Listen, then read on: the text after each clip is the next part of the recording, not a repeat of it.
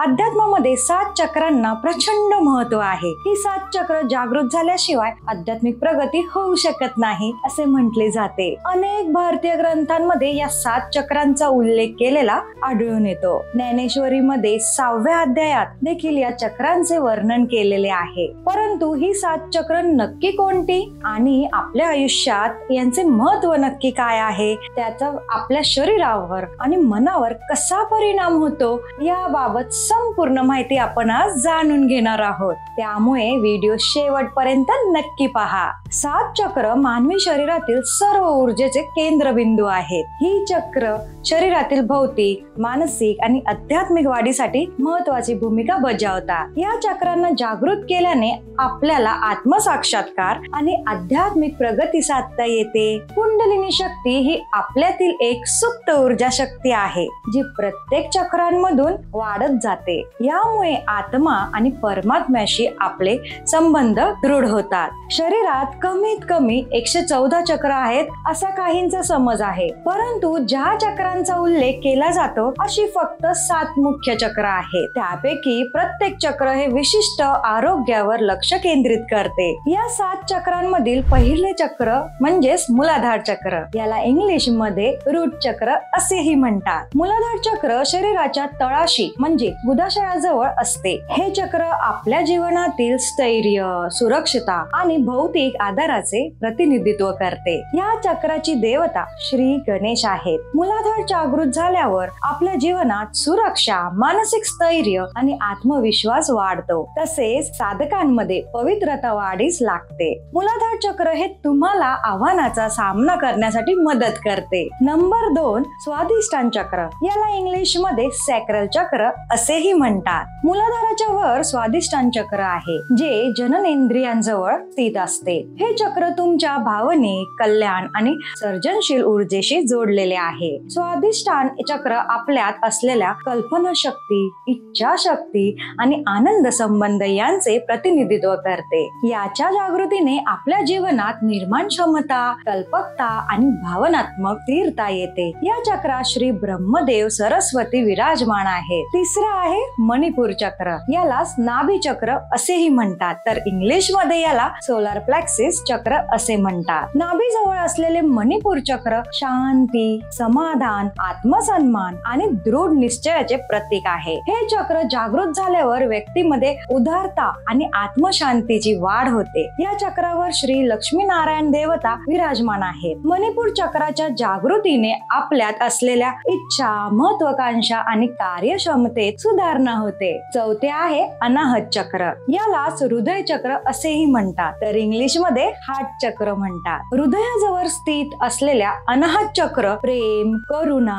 दया आणि संतुलनाचे प्रतीक आहे. या चक्राच्या जागृतीमुळे आपल्यात निस्वार्थी प्रेम, सहानुभूती आणि दयाळूपणा जागृत होतो. या चक्रावर श्री शिव पार्वती विराजमान आहेत. अनाहत चक्राने व्यक्तिमत्वात आत्मीयता येते आणि इतरांशी जोडलेले नाते सुदृढ होते. राहिलेले 3 चक्र देखील आपण पुढे पाहणारच आहोत, परंतु त्यापूर्वी तुम्हाला जर आतापर्यंतची माहिती आवडली असेल तर व्हिडिओला जास्तीत जास्त लाईक करा, कमेंट करा आणि शेअर करायला विसरू नका.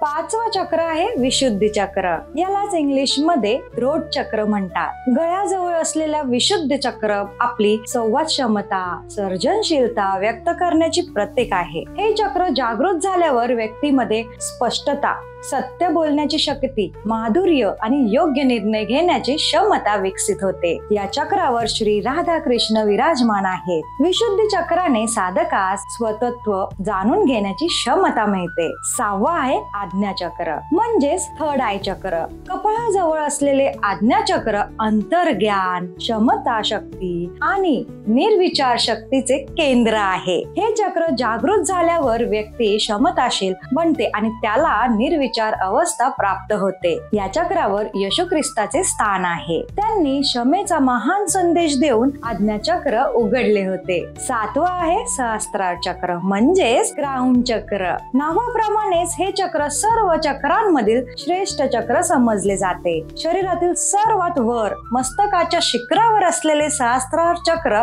आत्मसाक्षात्काराचे प्रतीक आहे. हे चक्र जागृत झाल्यावर व्यक्तीला परम शांती, आनंद आणि परमात्म्याशी परमात्म्याशी एकरूप होण्याचे अनुभूती येते. सहस्त्रार चक्र आपल्या शरीरातील सर्वात महत्वाचे चक्र समजले जाते. हे चक्र जागृत होणे म्हणजे संपूर्ण चक्र यात्रा पूर्ण होणे आणि आत्म्याचे परमात्म्याशी एकरूप होणे. चक्रांचे जागरण आणि आत्मसाक्षात्कार. सातही चक्र जागृत झाल्यानंतर व्यक्तीला आत्मसाक्षात्कार प्राप्त होतो. त्यामुळे साधकाला स्वतःची ओळख होते. हा आत्मसाक्षात्कार साधल्यामुळे जीवनातील मोह, दुःख आणि अज्ञानाची बंधने तुटतात. साधकाला परमात्म्याशी एकरूप होण्याचे, त्याच्या अनंत स्वरूपाशी संपर्क साधण्याची संधी मिळते. त्याच्या दोन्ही हातातून व टाळू भागातून चैतन्य लहरी वाहू लागतात. चक्र आणि आध्यात्मिक प्रगती. चक्रांच्या जागृतीमुळे साधकाच्या आध्यात्मिक प्रगतीला गती मिळते. व्यक्तीमध्ये प्रेम, करुणा आणि शांततेची अनुभूती येते, ज्यामुळे त्याचे सर्वांशी असलेले संबंध सुधारतात. सातही चक्रांमध्ये ऊर्जेचे प्रवाहित होणे म्हणजेच व्यक्तीला संतुलित आणि आध्यात्मिक जीवनाची अनुभूती मिळणे. चक्रांचा विकास म्हणजे अंतर्मुख होऊन परम शांतीचा अनुभव घेणे. अशा प्रकारे 7 चक्र आपल्या अंतर्गत शक्ती आणि जीवन शक्तीचा प्रवाह